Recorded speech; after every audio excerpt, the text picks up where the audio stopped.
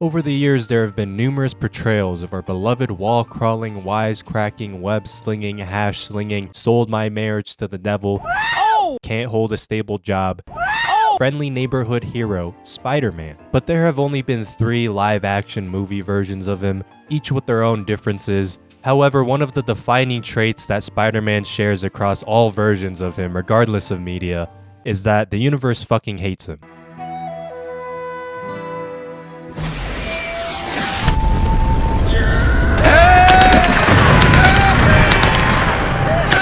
So today I figured it would be fun to go over the 3 different movie adaptations that he's had and find out which one of them had it the worst. And the way that I'm going to determine this is by using my patented, highly researched, super effective, Harvard-backed method of adding a point every time something bad happens to one of them, and then seeing which one has the highest total. Starting off with the good old OG classic, Tobey Maguire Spider-Man. First of all, he grew up without his parents. He's also a loser-ass nerd who's low-key kind of creepy, cause like, why is he taking pics of MJ here? Hey, can I take your picture? I need one with a student in it.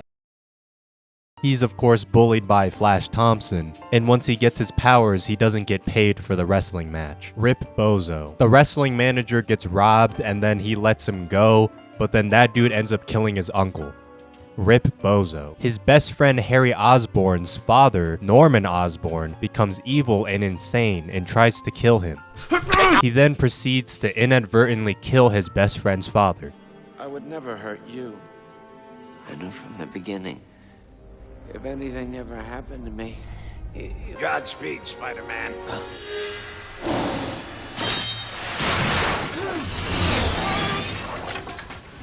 Oh.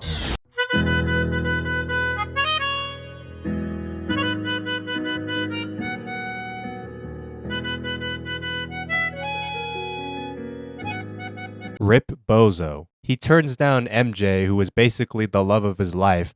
I can't.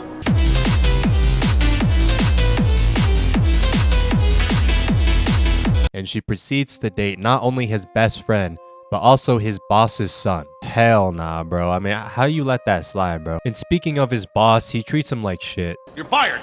Chief, the planetarium party. Oh, right. You're unfired. I need you. Come here. Bruh. Pizza time. This bitch never paid for her pizza, bro. His mentor, Otto Octavius, then proceeds to become evil and insane and tries to kill him. He then proceeds to fucking explode and die. Oh yeah, did I mention that his best friend, Harry Osborn, then turns against him upon learning the truth of his identity and vows to avenge his father by trying to kill him? He finally gets with MJ, but then they break up because he gets an alien symbiote that turns him super edgy. He then does this horrendous dance, which causes him to lose all of his aura. I mean, this is just downright unforgivable. He then gets rid of the symbiote, and now the symbiote hates him and wants revenge, so then it seeks out Eddie Brock, who is his co-worker who also hates him and wants revenge, and then the two bond to become Venom, and then they become evil and insane and try to kill him. In the final fight of the movie, Harry decides to become a good guy again and then ends up dying. So his best friend is now dead. Rip Bozo. He's also suffering from chronic back pain. My back. Oh, my back. You okay? Oh, it's my back. It's kind of stiff from all the swinging. Next up, we have Andrew Garfield Spider-Man from The Amazing Spider-Man. Not only did his parents die when he was young, but they were also wrapped up in some secret agent spy type shit, some conspiracy stuff. For some reason, this convenience store worker is a dickhead to him over some pennies. It's 207. Yeah, no, I know. Yeah, you're holding up the line. No. You can leave a penny. You can't take a penny. You're gonna pay, you're holding up my line. I don't have 2 cents. You can't afford your milk. Just step aside. But Daddy didn't give you enough milk money today? He then proceeds to get robbed, and then Spider-Man lets the criminal go. Hey, kid, little help? Fuck you! But then that dude ends up killing his uncle. Damn, what a betrayal, man. Like, I thought we were cool, bro. And of course, this version is still bullied by Flash Thompson. His mentor, Dr. Curtis Connors, becomes an evil lizard and wants to turn the entire world into lizards.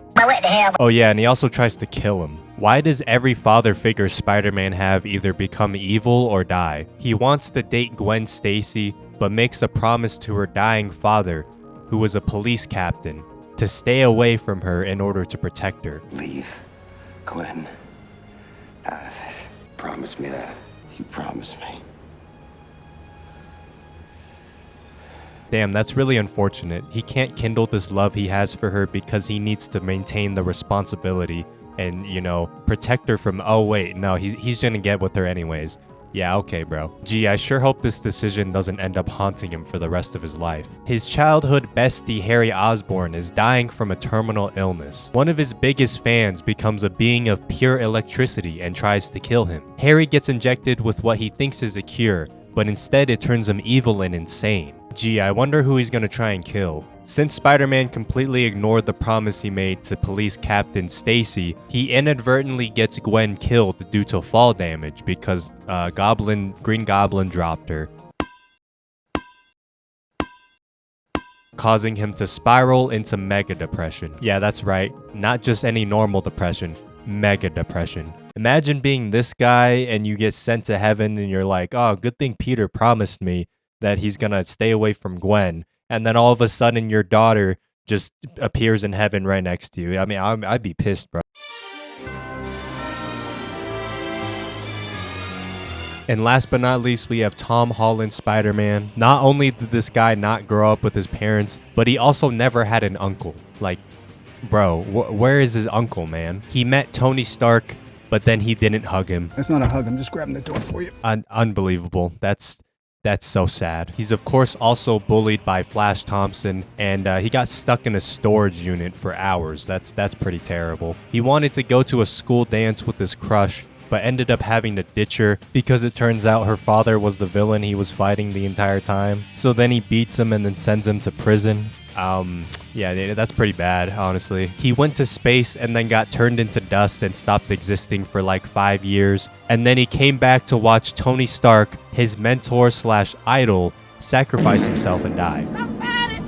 He needs some milk. And instead of stopping a train, he gets absolutely blasted by one. His identity then gets revealed to the entire world, and everyone now hates him because they think he murdered Mysterio. And because of this, he can't go to his dream college with MJ and his best friend Ned. So then he goes to Doctor Strange for help, but he messes up the spell, causing villains from the other movies to come into his universe trying to kill him. He tries to reform the villains, but fails, and then Green Goblin kills his aunt. So in order to stop all of the villains, he has to get Doctor Strange to cast another spell, which makes the entire world forget his existence as Peter Parker. And because of that spell, his girlfriend and best friend no longer remember him.